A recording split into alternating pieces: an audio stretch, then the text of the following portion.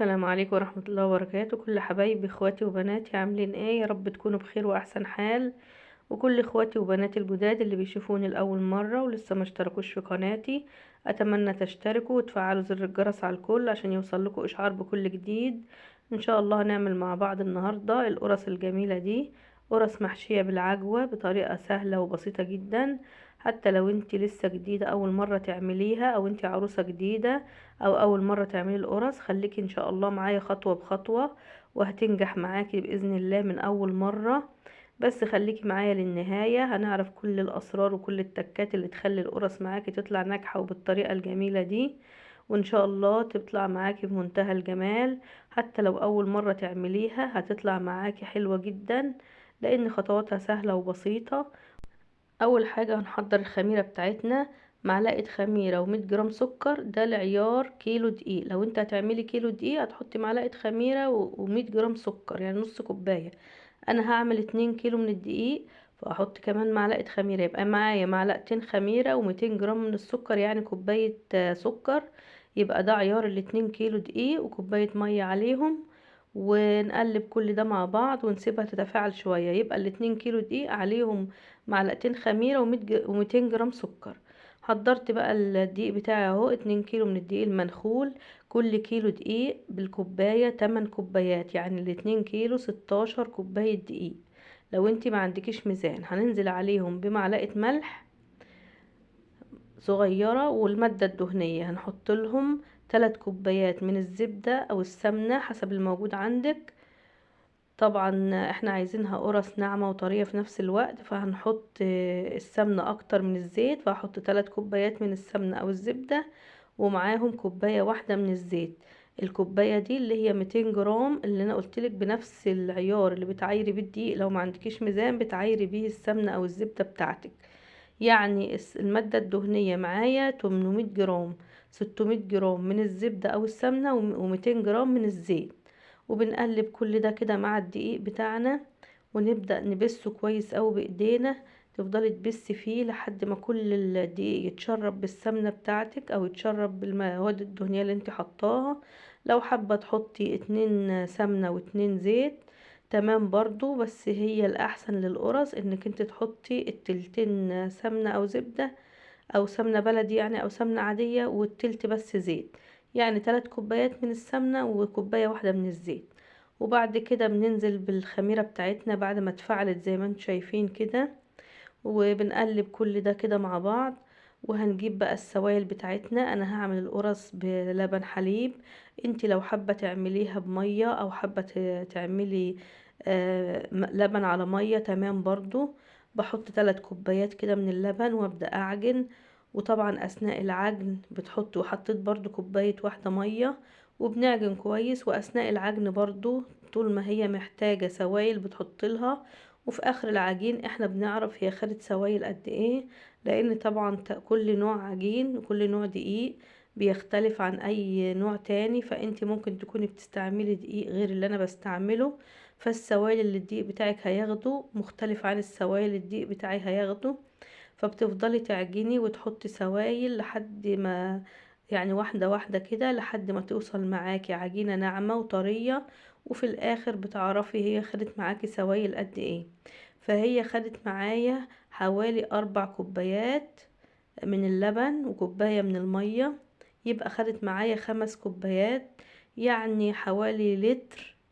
لتر كده ولتر وشوية لبن على مية. تفضلي طبعا تعجني كده لحد ما تبقى معاكي زي ما قلتلك عجينة طرية وناعمة. احنا مش عايزينها يابسة، عايزينها طرية شوية وناعمة في نفس الوقت. بنسيبها بقى كده في الحلة ونغطيها وتخمر، ونبدأ نجهز العجوة بتاعتنا. انت بتجيبي العجوة بتاعتك تحطي عليها معلقتين من الزبدة او السمنة البلدي او السمنة العادية، ومعلقة من السمسم، وبتقلبيهم كويس على النار لحد ما تطرى معاكي خالص. وبتعمليها صوابع زي ما انا كنت عاملة كده. انا كنت عاملاها طبعا بس بوريكي برضو الطريقة. وتبدأي تاخدي قطع صغيرة وتكوريها بايدك كده وتجهزيها، وتعملي كمية عجوة حسب كمية القرص اللي انت عاملاها. يعني لو انت عاملة كيلو، او حتى لو عاملة نص، او لو عاملة 2 كيلو، بتعملي العجوة زي على على قد القرص اللي انت عاملاها. وان بعد ما هي خمرت شوية، احنا مش عايزين خمر كامل لان احنا بعد ما نقطعها هنسيبها تخمر كويس. اخد جزء من العجينة كده وبقية العجينة طبعا متغطية زي ما هي، وابدأ اقطع الجزء اللي انا خدته ده قطع صغيرة حسب حجم القرصة اللي انت عايزاها. برضو لو عايزاها قرص صغيرة بتقطعي صغير جدا، عايزاها اكبر بتكبريها شوية حسب حجم القرص اللي انت حباها. بتقطعي الكرات بتاعتك دي وتبدأي تاخدي قطعة بقطعة كده تكوريها في ايدك وتنعميها كده في بطن ايديكي وتحطيها برضو ترفع شوية عبال ما انت بتقطعي شوية كويسين بيكونوا رفعوا الباقي. طبعا انا مش هعمل كل كمية ال2 كيلو كلهم كده قدامكم عشان ما اطولش عليكم الفيديو، فانا خدت قطعة من العجينة وهعملها معاكم، وبعد ما اخلصها هعمل كل كمية بتاعتي بقى وفي الاخر نبقى نشوف الكمية طلعت معانا قد ايه. دلوقتي انا بعد ما عملتها كلها كرات بمسك كل كرة كده افتحها من النص واحط فيها قطعة من العجوة وارجع اقفلها تاني وانعمها واحطها تاني زي ما انت شايفة كده. ونعمل كل الكرات بتاعتنا بنفس الطريقة، نفتحها ونحط فيها قطعة من العجوة ونقفلها تاني وننعمها تاني ونحطها. وبنسيبها طبعا بعد ما بنخلص الكمية اللي حطينا فيها العجوة دي بترتاح 5 دقايق كده قبل ما نبططها او نفردها، علشان برضو تبقى سهلة معاكي في انك انت تفرديها. يعني لازم ترفع حوالي 5 دقايق كده. طبعا انتي لما تكوني بتشتغلي هتعملي كمية اكبر من دي وتسيبيها ترفع وتعملي غيرها، بس انا حابة اوريكي يعني جزء بسيط علشان ما اطولش عليك الفيديو ومش هينفع اعمل معاكي الكمية اللي انا عاملاها كلها. وبعد ما خلصت خلاص كل الكرات بتاعتي حطيت فيها كل العجوة وسبتها ترتاح دقيقتين كده او 5 دقايق. هنبدأ بقى نفردها كلها كده بايدينا عادي، هتتفرد معاكي بمنتهى السهولة. طبعا انت مش بتفردي قوي، يعني انت بتفرديها كده بسمك حوالي سنتي كده وبتسيبيها برضو يعني مش رفيعة قوي. وبعد ما تفردي كل الكمية القرص اللي انت حشيتيها بالعجوة دي بتمسكي بقى حاجة كده زي سكينة ولا حاجة وتعملي لها فتحات 3 فتحات كده من عند العجوة، بتدي شكل حلو في نفس الوقت ما تتنفخش معاكي القرصة وتبقى شكلها جميل في الاخر. بعد ما تعملي لها الفتحات بتاعتها دي طبعا بترصيها في الصجان او الصواني اللي هتسوي فيها وبتسيبيها تخمر كويس جدا. وبعد ما تخمر كويس جدا بقى بتسوي وتعملي كل الكمية بتاعتك وتسويها زي ما انتي طبعا حابة في فرن البوتاجاز او في الفرن الغاز زي كده.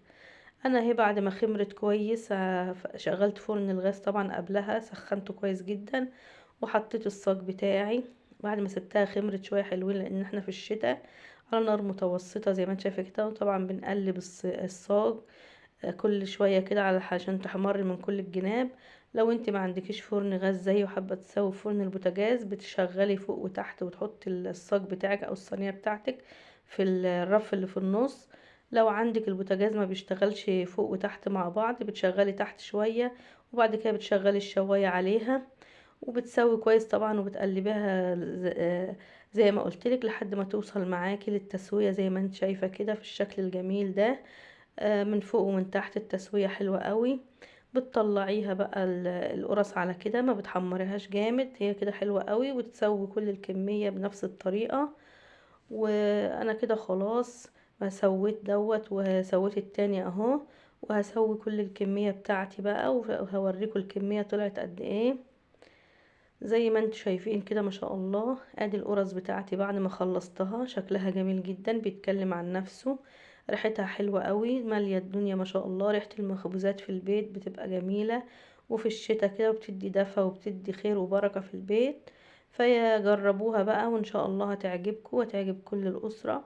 وحتى لو انت اول مرة تعمليها ومشيتي على الخطوات دي هتطلع معاكي جميلة جدا زي ما قلتلك وهتطلع معاكي ناجحة ان شاء الله من اول مرة. والتسوية زي ما انت شايفة كده جميلة والقرص في منتهى الجمال، ناعمة كده وطرية كمان في نفس الوقت، مفيش فيها اي حاجة. طبعا مغذية جدا للأطفال وللكبار كمان، وتنفع بقى معانا في أيام المدارس نديها لأولادنا في اللانش بوكس وفي الفطار وفي العشاء. حلوة أوي ومفيدة جدا ومغذية بألف هنا وشفا مقدما. يا ريت تجربوها وتعملوا شير للفيديو عشان يوصل لكل حبايبنا ويجربوا الوصفة دي، وان شاء الله تطلع ناجحة مع الكل.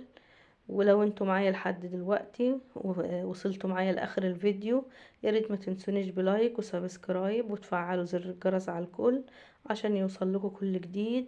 واشوفكم على الف خير في فيديو جديد. السلام عليكم ورحمة الله وبركاته.